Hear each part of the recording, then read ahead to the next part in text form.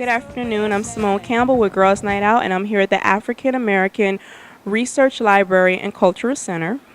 And I'm Renette Lawrence, and we are here at the Pan African Book Fest and Cultural Conference. We also have with us Time Oprah, and you are. I'm an African Book Festival coordinator, and I'm also the director for outreach services for Broward County Libraries.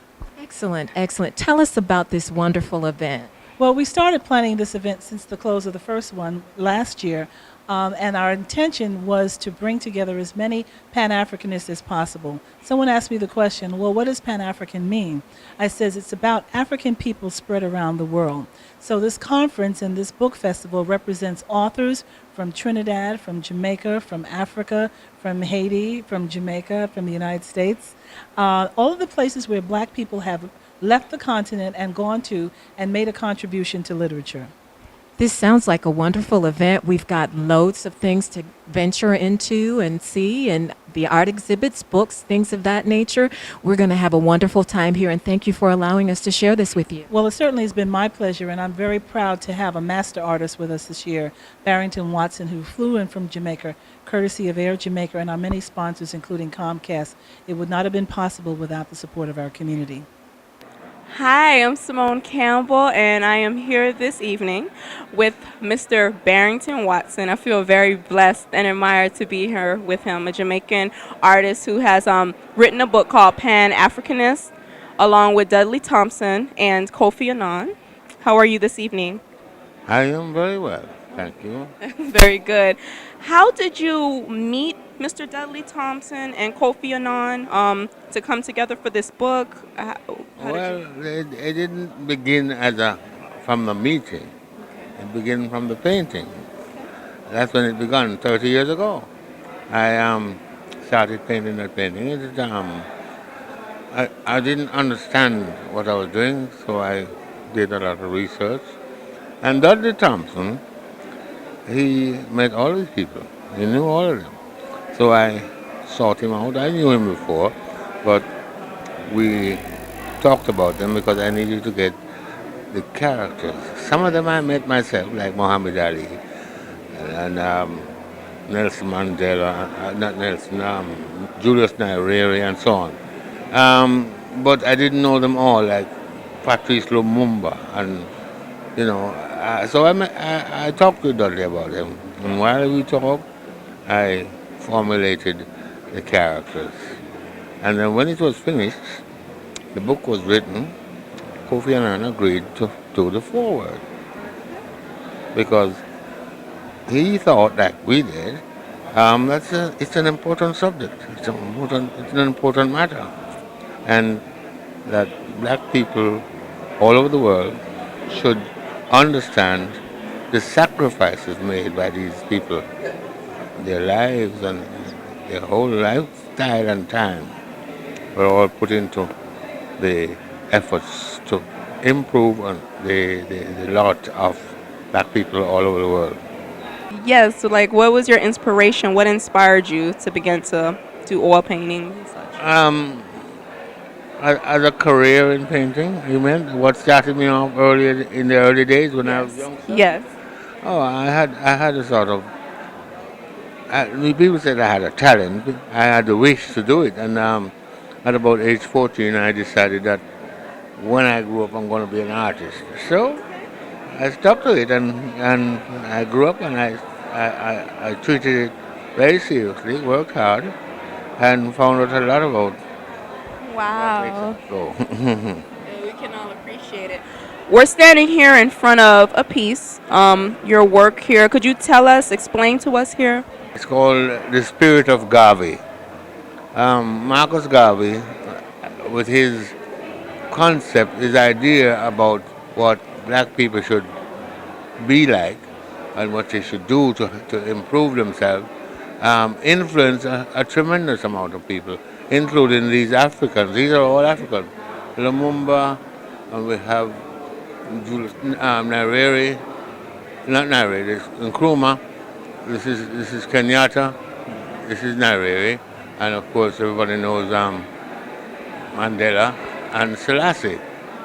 And his influence, Garvey's influence, touched them all. And there is this sort of shadow of Garvey at the back, as it's called the spirit of Garvey.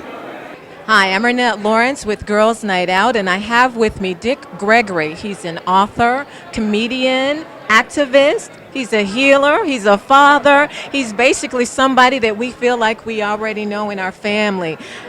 Dick, thank you for giving me this opportunity. Always my pleasure. Thank you much. Thank you. Can you tell me a little bit about what brought you here to the Pan African? Well, I come every year. This is the first time I've been able to stay longer than one day. But I think what we're looking at, when you look at the black writers and the black painters, because this is such a white racist institution, usually when you say that, white folk get upset. I'm part of it. I'm part of it. That our history's never been told right, been told in parts. One day when the honest folks, it's black and white, see, one day we'll get reparations. It's 60 years away. But we get reparations because all of these old foggy-minded people that swear they don't hate, and black folks that swear nobody owes us nothing, they'll be dead. And a new breed of people will come through with a sense of fairness. And one day, some folks are going to sit down and say, we would like to write the real history. They will have to go to the libraries of the black press and the black painters who reflect what was going to see. If I wanted to know what American society was in 1935, I'd go get a movie. You see a 1935 car, you see a lot of horses and buggies. And so the black artists will reflect what went on during certain periods of time in the black press who got it right. And so I come here just as for my spirit to say, thanks. When I was with Martin Luther King, and I'm here today and I'm thinking 40 years ago, we couldn't be gathered here, okay, without cops surrounding the building. So when you stop and think about where we have progressed in 40 years ago, you couldn't be holding a mic for a TV. That was a man's job. Do you realize 40 years ago when this King thing started, no woman's penitentiary had a woman warden. Those was all men, and 90% of the guards were men. Can you imagine what went on in them things? Today, there's not one woman's penitentiary in America that has a man's warden. Matter of fact, a woman just stepped down from being warden of San Quentin. 40 years ago, there were no women police. You could do clerical work. Today, you have women that's police chiefs of major cities. You have women that's chief of homicide, chief of detectives. This is what this movement did. 40 years ago, no black pilots, no black stewardess. Okay, you couldn't be it. Now, in order to be a stewardess 40 years ago, you had to be white and look like something out the center page of Playboy. Now, when the Civil Rights Bill come through, they couldn't put for Negroes only. So it covered everybody. When you get on a plane today and see a little short, fat, ugly white stewardess, that's what we did. That's how, and once we and African Americans learn that. See, as long as I have all this in me, I can't join forces with you. See, that's the great thing about a germ that will kill you. They don't argue with each other. They don't fight each other. One germ ain't never killed another germ. They just get together and kill me and you. If we black folk could ever find the unity of a germ, but you can't do that when you have a system that from the time you wake up in the morning to the time you go to bed at night, telling you something wrong with you, and then we silly enough and ungodly enough to relate with it. I cannot relate with no black person in handcuffs. I don't even know what that's about. Well, I know white folks. Look, white men love the speed. Brothers don't. They styling. But when you go to traffic court, 98% of people there is black. We're not doing that much speeding, and nobody won't just stop and say. And so I'm here to say thanks to the black artists, knowing what they would go through. Most of these artists here, the world ain't never heard of them. If they was white doing this kind of work, they'd be world renowned. Hi, I'm Simone Campbell, and I am here with Girls Night Out. And right now I am here with the author Tannarive, and her current book that's out is The Good House. It's a must-read book, a suspense-type thriller, and I'm curious to know, why did you write The Good House? Well, I grew up in South Florida and I left. So The Good House was really about feeling like a fish out of water, going to a new place, feeling isolated. And it also has to do with a multi-generational family curse. I do not have a multi-generational family curse, but I've always enjoyed writing about the supernatural. And to me, the supernatural is just the fictitious way of writing about what's real. So if you have a dysfunction in your family, be it, abuse or whatever it is, you can use the supernatural to talk about that as a curse. Do you ever use any characters from your family or friends in your books at all? It's interesting because one of the characters is the grandmother, and I lost my grandmother not long ago. But if you look at the book, she would not recognize that character as herself. There's a little bit of the inspiration, but so much of it is fiction that the people often don't even know that they're the people that the character is based on. Hi, I'm Renette Lawrence, and I'm here at the Pan-African Book Fest with author, actor, and fine brother, Tommy Ford. Tommy, thank you for joining me on Girls Night Out. Now hold on, I didn't hear that little thing you said under your breath. Well, what was that?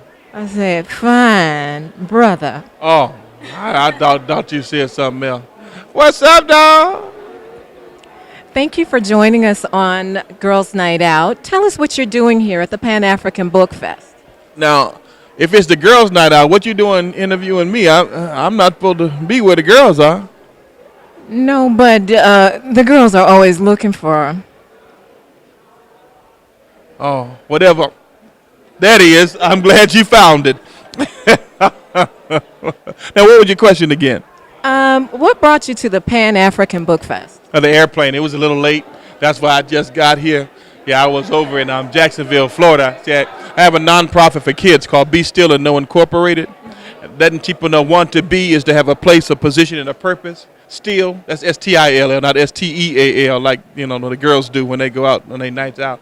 Anyway, our still means to be free of agitation, commotion, and confusion, and is to bring things together and to know is to be introduced to the truth. So when I'm not performing, I'm touring around and motivating young people, letting them know that they're beautiful, they're powerful, and they're worthwhile. So just got off the plane from motivating young folk and came here and met a beautiful group of young folk here today.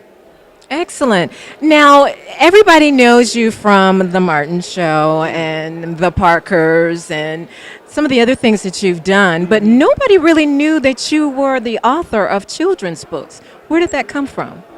Well, before I was a full-time actor, I worked as a human relations specialist. So I spent a great deal of time working with young people. We were trained to solve problems. So if there's a problem in schools with gangs or drugs or violence or self-hatred issues, they sent a team of us out to help us to motivate young people and teach them how to break barriers of communication. So that's my background. All of a sudden, when I would go speak to kids, because I was on television, young people mirror the images of those they perceive are cool. After often these role models are actors, athletes, entertainers, rappers.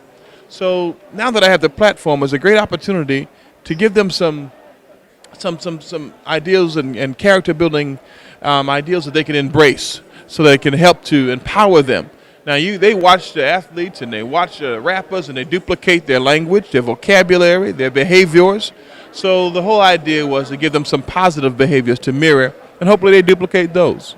Because I am responsible for me. When my friends encourage me to do dishonest things, I'm not thinking hard on what trouble it could possibly bring. Sorry, good buddy, but I have a voice. Most importantly, I have a choice, and I choose not to steal. I'm not in favor of that. If I can't afford it, I'm putting it back, because I am responsible for me. I choose not to cuss. I choose not to lie. If that's not your choice, I must say goodbye. I choose not to fight. I'll just walk away. If we don't agree, I've got one thing to say. I am responsible for me. I choose not to smoke. It's a disgusting act. Drugs are for dummies, and I'm smarter than that. Yes, I am responsible for me. Don't make the mistake of following the crowd. Do yourself a big favor. Scream this lesson real loud. I am responsible for me.